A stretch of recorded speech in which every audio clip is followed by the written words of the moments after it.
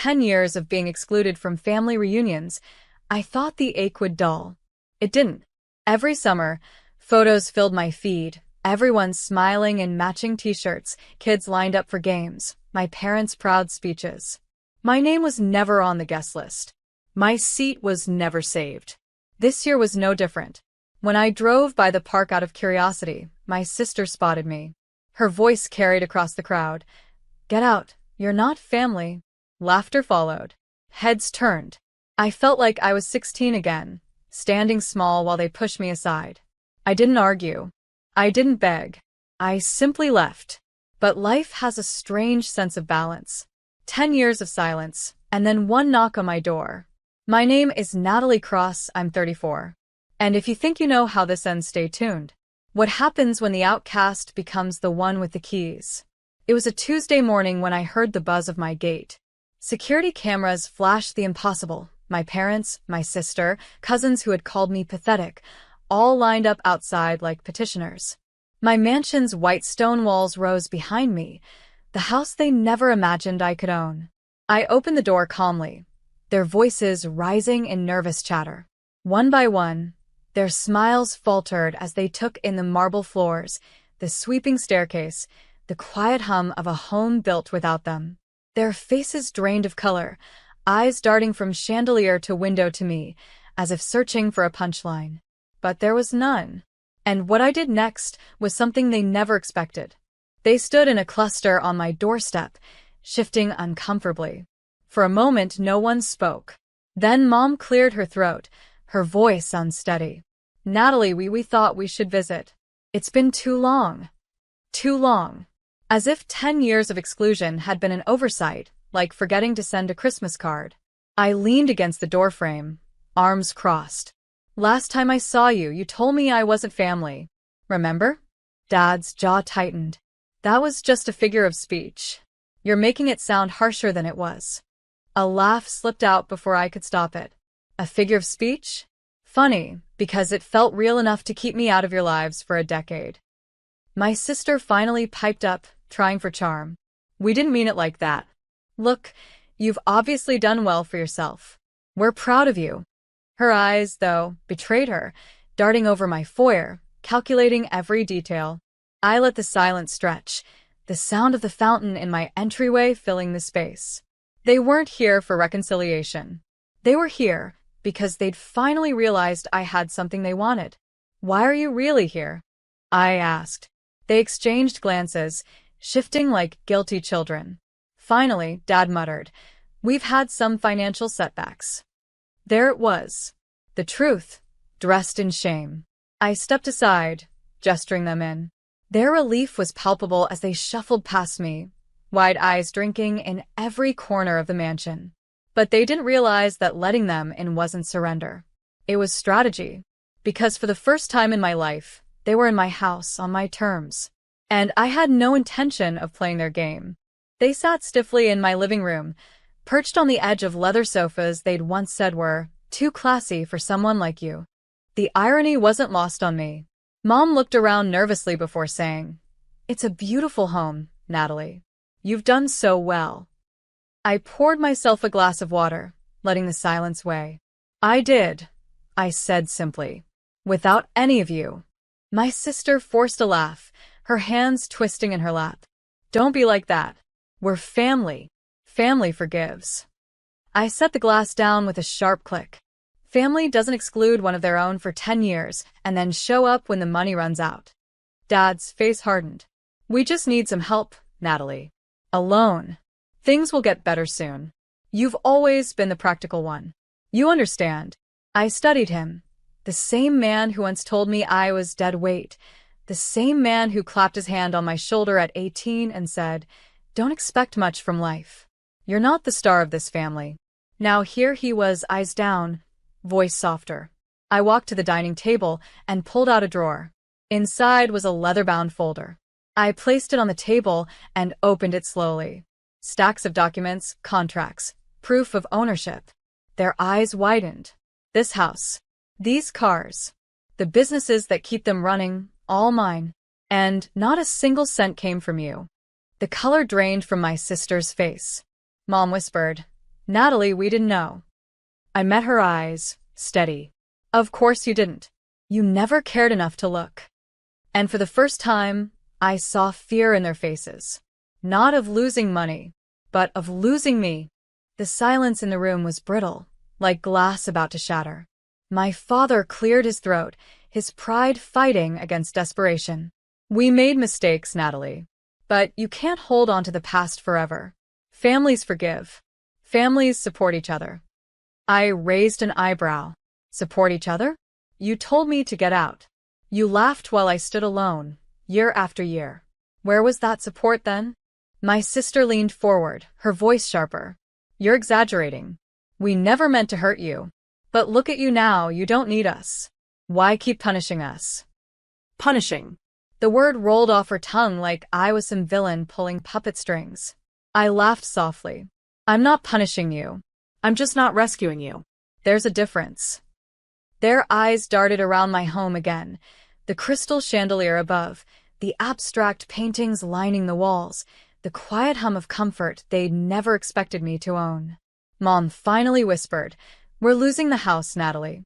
Your father's debts, they've piled up. We thought maybe." She stopped, shame tightening her throat. And there it was. The real reason for this sudden visit. Not love. Not regret. Need.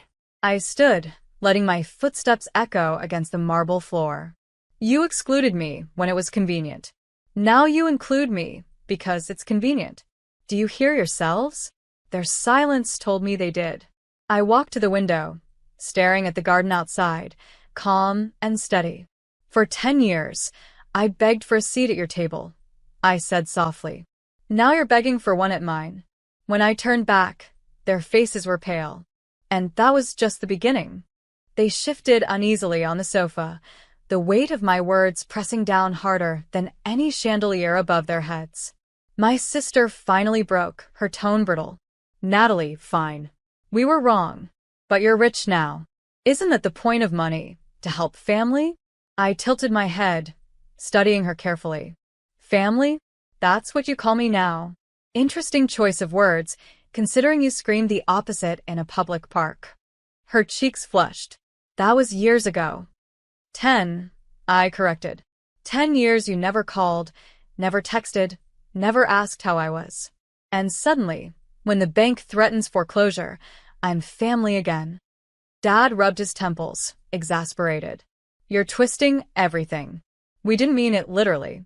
You know how families fight. No, I said firmly. Families fight and then reconcile.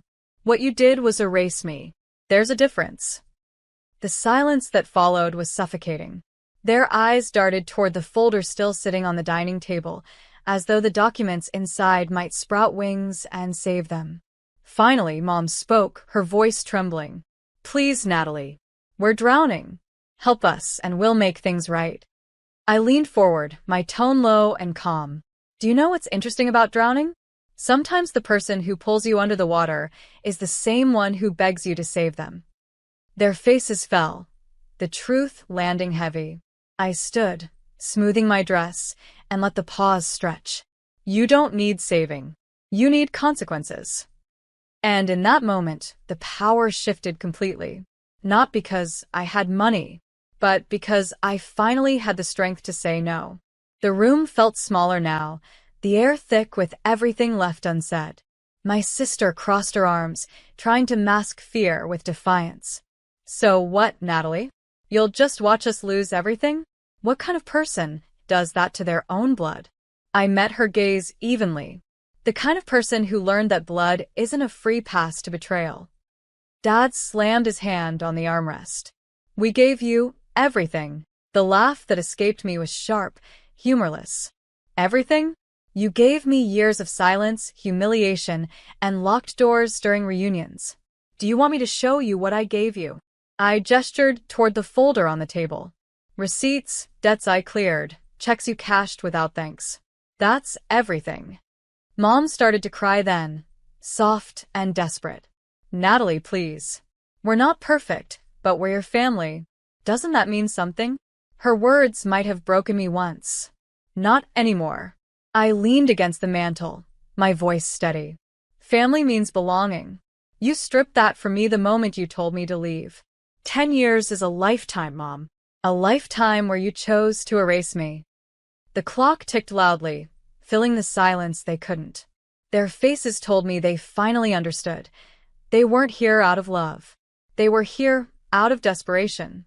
I straightened, my decision final. You came to my door expecting the same Natalie, who once begged for scraps. She doesn't live here anymore. Their eyes widened, panic flashing. And in that moment, I realized I didn't need revenge. I already had something better. Control. They were unraveling before me. My sister's voice grew sharp, cutting through the silence. If you turn your back on us, Natalie, you'll regret it. You think money makes you untouchable?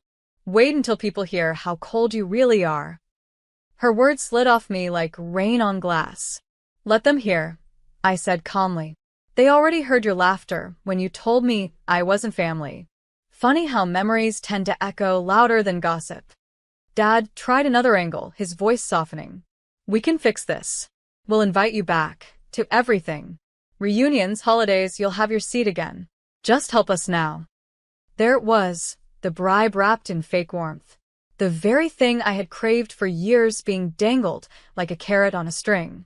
But I no longer hungered for it. I walked to the wall of windows, pulling the curtains back. The garden stretched outside, perfectly manicured, a reflection of discipline and care. My discipline. My care. I turned to them. I don't need your seat. I built my own table. And the irony? It's bigger than yours ever was. Mom sobbed openly now, her hands wringing in her lap. Natalie, don't do this. We're family. We made mistakes, yes, but you can't just erase us. I took a deep breath, my voice calm but final. I don't need to erase you. You erased yourselves the moment you told me to get out. Their silence was louder than any scream. For the first time in my life, they looked small, powerless in the mansion they had never imagined would belong to me. And I had never felt taller. They left in silence. No hugs, no promises to call, no sudden change of heart. Just the sound of the front door closing behind them, their shadows swallowed by the evening light. I stood alone in the foyer, the echo of their footsteps fading into nothing. For years, that emptiness would have broken me. But now? It felt like peace. I walked back to the dining table, the folder of documents still spread out like a ledger of truth. One by one, I gathered the papers and tucked them away. Not because I needed proof anymore, but because the proof had already done its work. They had seen it. They had seen me. In the past, I'd begged for scraps of validation, thinking that if I gave enough, I'd finally earn my seat at their table. But tonight had taught me something I should have known long ago. I didn't need their table. I had built my own. I poured myself a glass of wine and stepped out to the balcony. The city stretched out beneath me, lights twinkling against the night. Somewhere out there, my family was huddled together, not in laughter, but in fear of bills, of consequences, of life without me to carry the weight. And maybe that was the justice I had been waiting for. Not revenge, not cruelty, just absence. They would have to face themselves now. Without me as their scapegoat, their babysitter, their invisible wallet. Without me, the cracks in their foundation would finally show. I raised my glass toward the skyline, whispering, to freedom. Because freedom wasn't loud. It didn't require shouting or slamming doors or grand speeches. Freedom was walking away calmly, letting their own words haunt them, letting silence be the mirror they couldn't escape. And in that silence, I found my place. Not as their outcast, not as their forgotten daughter, but as the woman who had finally stepped out of their shadow and into her own light.